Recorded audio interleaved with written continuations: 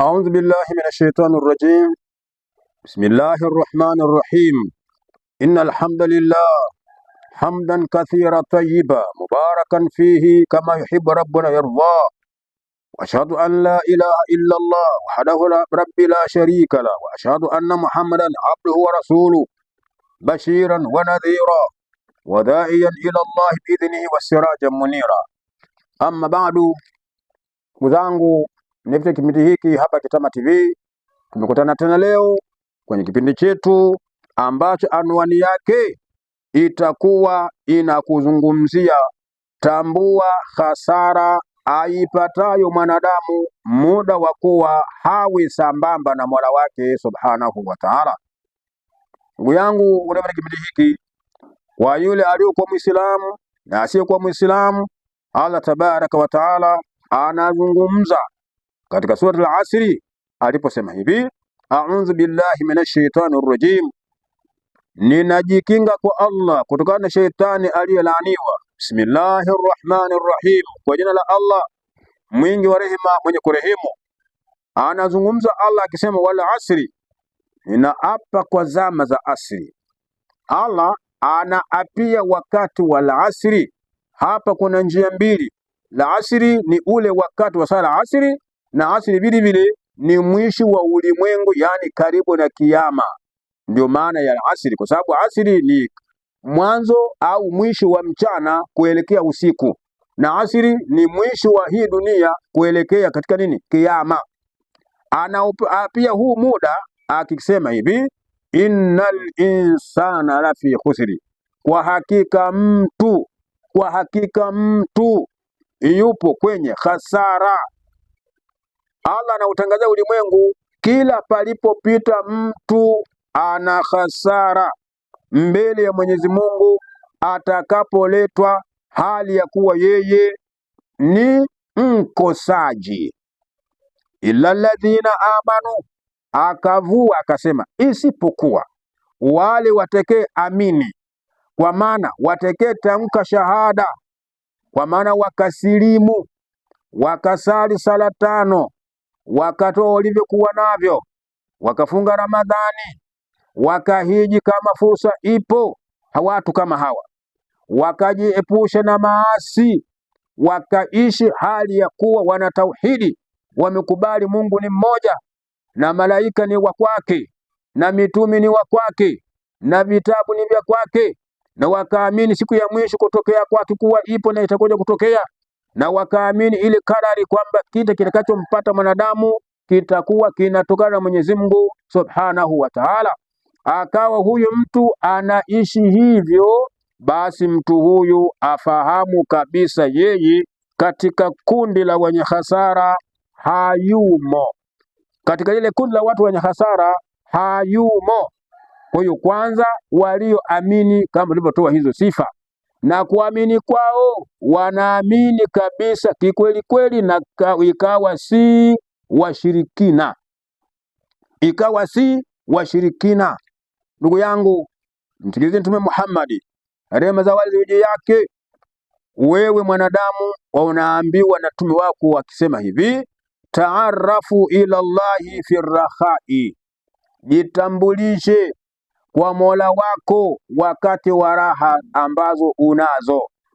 Jitambulishe kwa Mola wako kufanya ibada, kuitikia amri zake za utekelezaji na kuitikia amri za makatazo ukaachana nazo wakati wa raha zako. Raha ni nyingi, kuanzia afya yako iko vizuri. Jitambulishe kwa Mola wako, kwa maana kafanye ibada ya kweli kwa kweli kabisa. Kujitambulisha kwako huko wakati wa raha zako, wakati una mali sijui, wakati una chochote ambacho kinaonekana wewe uwezo wa kwenda kudumu katika ibada, fursa hiyo ipo.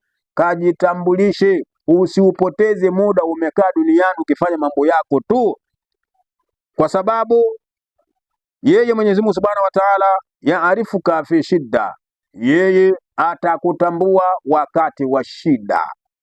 Kwa hiyo watu wengi ndani ya raha zao Mungu wamemweka kando, lakini wakikumbwa na matatizo mbio hakuna wanakoelekea kwa Allah Subhanahu wa Ta'ala.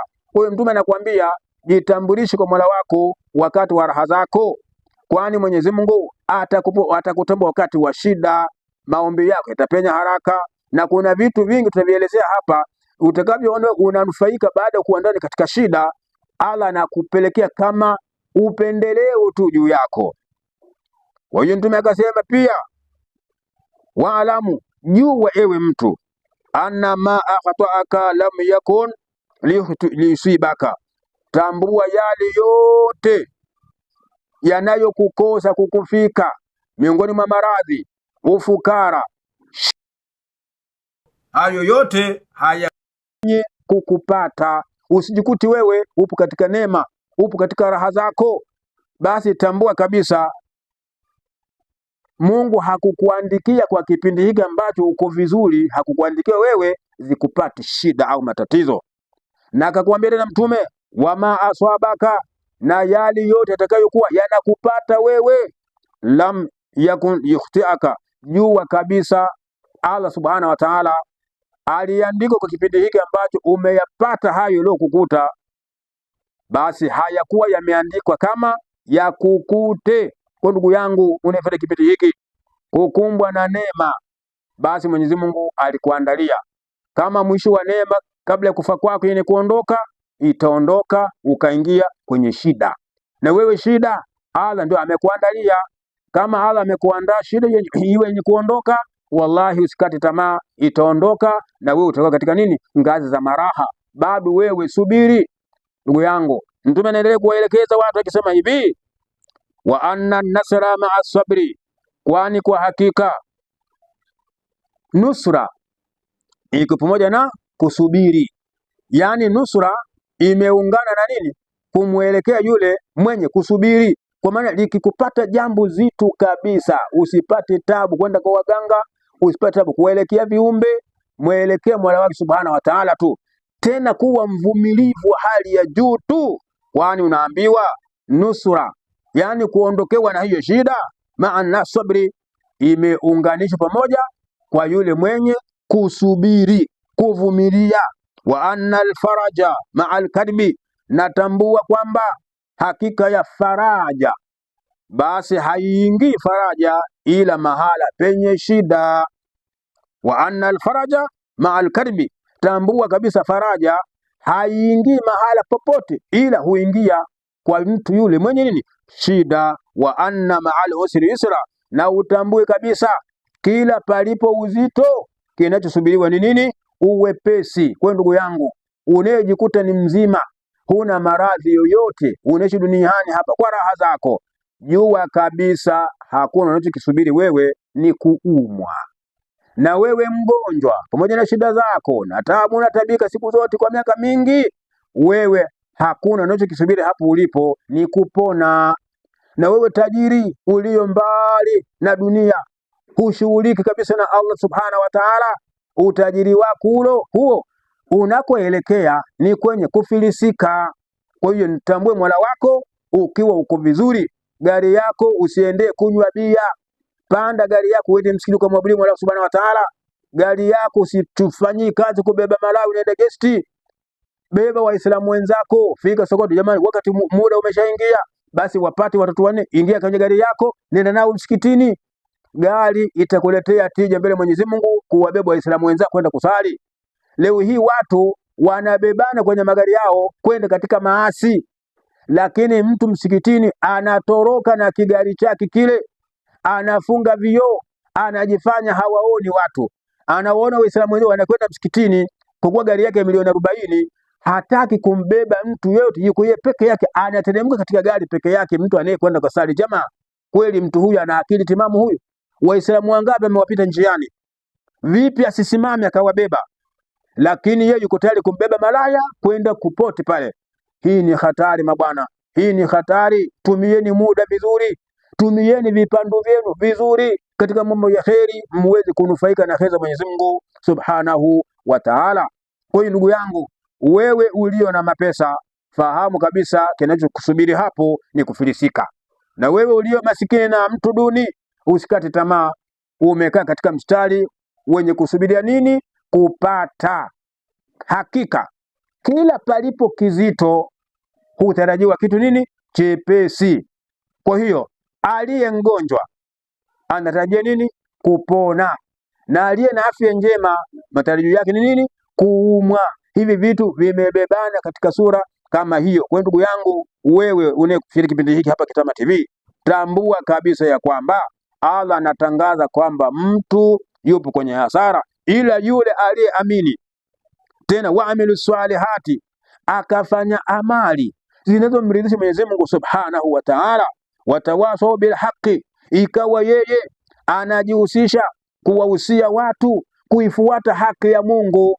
Yani wewe pamoja na kuamini kwako ukafanya matendo mema, bado hujakaa kimya, umechukua fursa kama hivi tena kuwaelekeza wenzako, kuwahusia wenzako waifuate haki ya Mwenyezi Mungu Subhanahu wa Ta'ala, watawasau bisabri, na kukaa ukiwaelekeza wenzako na kuwalingania wenzako wawe na subira. Kile kinachowapata washike subira. Ina maana Muislamu hapa anakatazwa kushika hamaki. Muislamu anakatazwa kushika hamaki. Hamaki haijengi, hamaki inabomoa.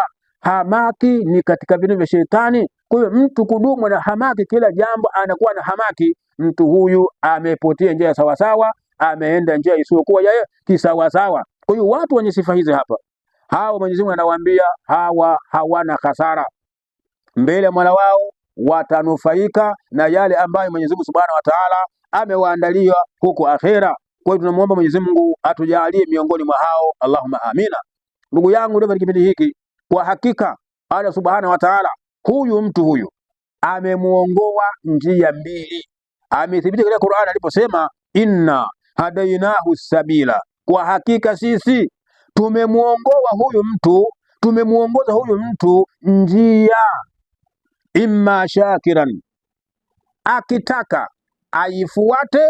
Neno shakira maana yake aifuate miongoni mwa hizo njia, hiyo njia. Wa imma kafura, ama akitaka na akatai kuifuata hiyo njia. Na hiyo njia si nyingine, ni kule kusema ashhadu an la ilaha illa Allah wahdahu la sharika la wa ashhadu anna Muhammada rasulullah.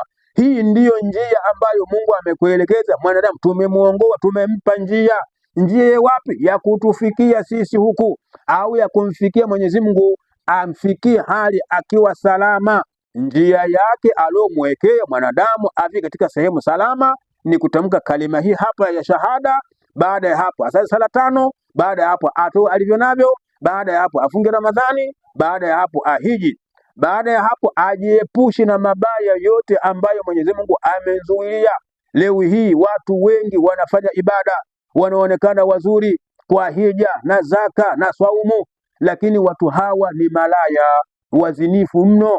Mtu wewe una hasara, kwa sababu unaishi kwa matumaini ya kwamba unaishi na amri za Mwenyezi Mungu, kumbe hapo hapo umekutanisha na amri za shetani aliyelaaniwa. Kwa hiyo kitendo cha kufanya ibada huku ukiwa mzinifu una hasara, kufanya ibada huku ukiwa mshirikina una hasara, kufanya ibada ukidumu katika mabenki kuchukua mikopo ya riba na kuilipa, iwe riba nafuu, iwe riba ndogo, iwe riba kubwa, una hasara.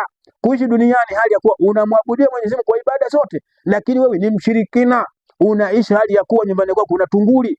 Umefanya zindiko nyumbani kwako, umefanya zindiko dukani kwako, umefanya zindiko katika nyumba yako, kwenye shamba lako, kwenye mwili wako, kwenye sehemu yako ya biashara. Wewe una hasara, una hasara kabisa kabisa kabisa. Allah anasema walladhina kafaru fatasal lahum, kwa hakika wale wanaopinga maelekezo ya Mungu ya kuwataka waishi wakifanya ibada, wasiwe wazinifu, wasiwe wachawi, wasiuwe, wasinyang'anye, naam, wasishirikishe, wasiwe na mikopo ya riba, naam, wasifanye vitendo vinavyochukiza Mungu kama uzinifu au unywaji wa pombe. Watu hawa Mungu anasema wakifa na tabia ya kuchanganya mema na mabaya, kuangamia kumethibiti juu yao. Dhalika, kupatikana hayo, biannahum karihu ma anzala Allah, ni kwa sababu wao walichukia zile amri za kuwakataza kufanya ya haramu. Faahabata amalahum, basi Allah subhanahu wa ta'ala alichokifanya baada ya kuona mtu amefanya zinaa